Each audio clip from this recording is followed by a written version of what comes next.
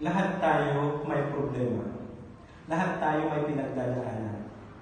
Pero hindi sagot ang suicide upang tapusin natin ang ating buhay.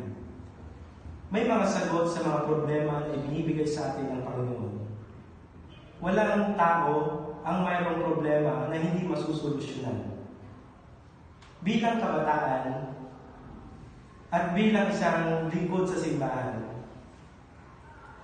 marami na ang kabataan ngayon na nasasangkot sa suicide.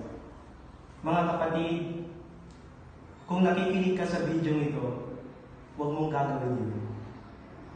Sapagkat yun ay kasalanan sa Diyos. Diyos ang kukuha ng iyong buhay. Diyos ang may karapatan sa iyong buhay. Sapagkat ang iyong buhay ay hiniram lamang sa Panginoon.